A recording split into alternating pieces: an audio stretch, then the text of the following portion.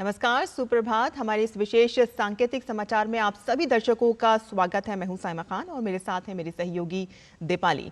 तो आगे बढ़ते हैं, सबसे पहले नजर डाल लेते हैं हेडलाइंस पर।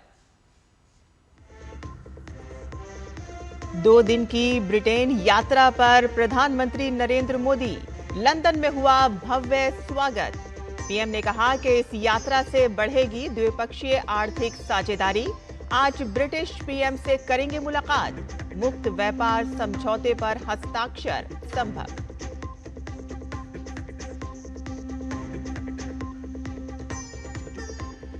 विपक्ष के हंगामे के कारण संसद में कामकाज पर असर। आज भी बिहार वोटर लिस्ट मुद्दे पर हंगामे के आसार, जबकि दोनों सदन में 4 महत्वपूर्ण विधेयक चर्चा के लिए सूचीबद्ध।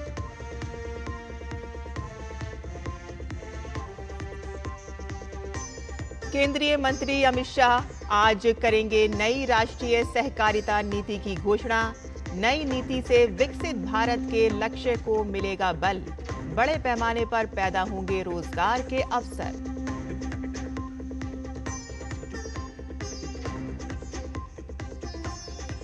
– 2006 के मुंबई ट्रेन ब्लास्ट मामले की सुप्रीम कोर्ट में सुनवाई आज। सभी 12 आरोपियों की रिहाई के फैसले को महाराष्ट्र सरकार ने दी है चुनौती।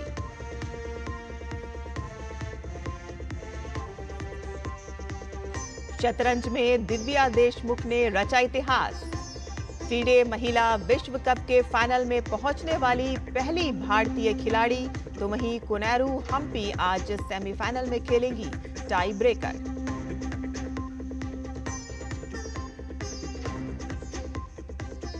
और अब समाचार विस्तार से। प्रधानमंत्री नरेंद्र मोदी 2 दिन की ब्रिटेन की यात्रा पर लंदन पहुंच गए हैं। ब्रिटिश पीएम कीर स्टारमर के निमंत्रण पर पीएम मोदी की ये लंदन यात्रा है। देर रात लंदन पहुंचने पर पीएम का भव्य स्वागत हुआ। यहां पहुंचने के बाद पीएम ने सोशल मीडिया एक्स पर लिखा कि उनकी ये यात्रा दोनों देशों के बीच आर्थिक साझेदारी को और मजबूत करेगी और इस यात्रा का मुख्य उद्देश्य हमारे लोगों की समृद्धि, विकास और रोजगार सृजन को बढ़ावा देना होगा। पीएम ने कहा कि वैश्विक प्रगति के लिए भारत ब्रिटेन की मजबूत दोस्ती जरूरी है।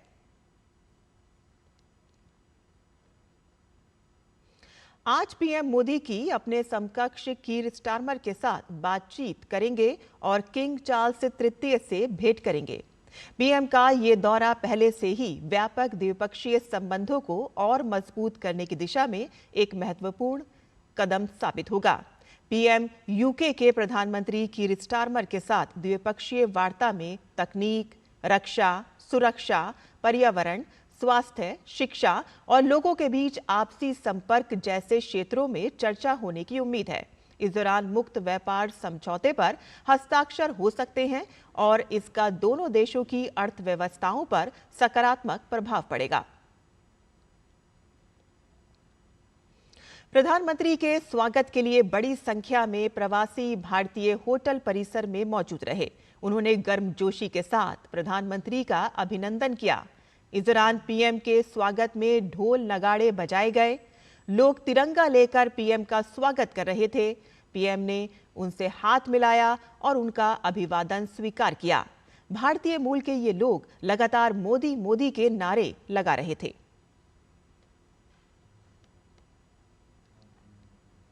संसद के मॉनसून सत्र का आज चौथा दिन है। दोनों ही सदनों में आज 2-2 विधेयक सूचीबद्ध हैं। लोकसभा की बात की जाए तो यहां गोवा राज्य विधानसभा के निर्वाचन क्षेत्रों में अनुसूचित जनजाति के प्रतिनिधित्व का समायोजन बिल 2024 और वाणिज्य पोत परिवहन विधेयक 2024 चर्चा के लिए पेश किए जाएंगे। गोवा विधानसभा से संबंधित विधेयक लोकसभा में पिछले साल 5 अगस्त को पेश किया गया था। ये विधेयक गोवा विधानसभा में अनुसूचित जनजातियों एसटी के लिए सीटें आरक्षित करने का प्रावधान करता है। विधेयक को कानून मंत्री अर्जुन राम मेघवाल पारित किए जाने के लिए पेश करेंगे और इसके साथ ही वाणिज्य पोत परिवहन विधेयक 2024 लोकसभा में पारित किए जाने के लिए पेश किया जाएगा। विधेयक को पत्तन, पोत, परिवहन और जल मार्ग मंत्री सर्बानंद सोनोवाल पेश करेंगे।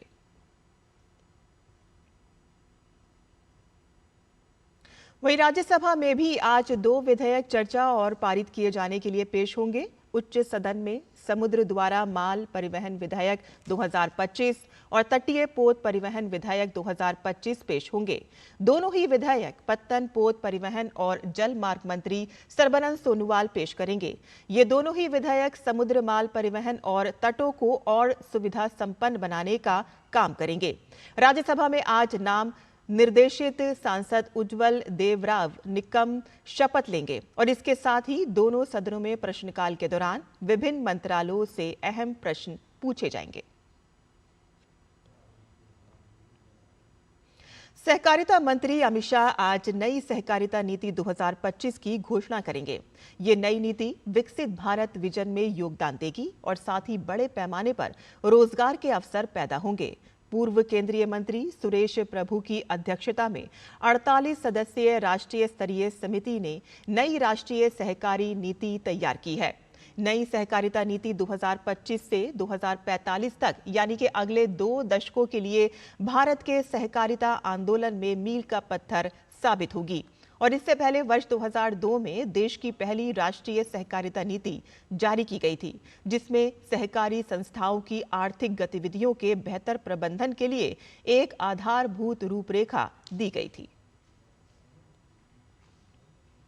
2006 मुंबई ट्रेन ब्लास्ट में 12 दोषियों को बरी किए जाने के बॉम्बे हाईकोर्ट के फैसले को चुनौती दिए जाने वाली महाराष्ट्र सरकार की याचिका पर सुप्रीम कोर्ट आज सुनवाई करेगा। जिन 12 दोषियों को बरी किया गया है, उनमें 5 को मकोका कोर्ट ने फांसी की सजा दी थी, जबकि 7 को उम्र कैद की सजा सुनाई गई थी। बॉम्बे हाईकोर्ट ने सभी दोषियों को बरी करते हुए कहा था कि अभियोजन पक्ष इस केस में आरोप को साबित करने में नाकाम रहा है। 2006 मुंबई ट्रेन ब्लास्ट में 187 लोग मारे गए, जबकि 800 से ज्यादा लोग घायल हो गए थे।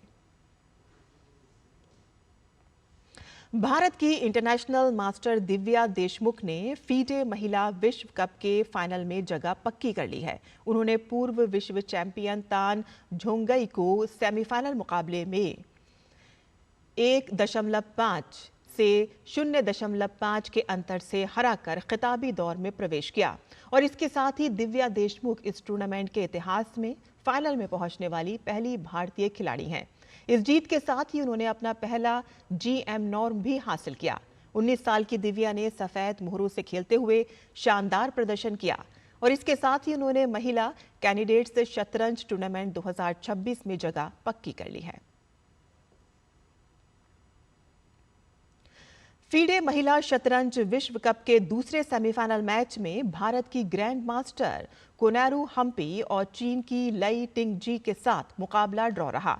अब कोनेरू हम्पी आज टाई ब्रेक खेलेंगी। हम्पी के पास सफेद मोहरें थीं, लेकिन वह लई के मजबूत बचाव को नहीं तोड़ पाईं। अब दोनों खिलाड़ी आज रैपिड और ब्लिट्स टाई ब्रेक गेम खेलेंगे और इससे पता चलेगा कि फाइनल में दूसरा स्थान किसे मिलेगा। हमारे इस विशेष सांकेतिक समाचार में बस इतना ही, लेकिन आप देखते रहिए डीडी न्यूज़। नमस्कार।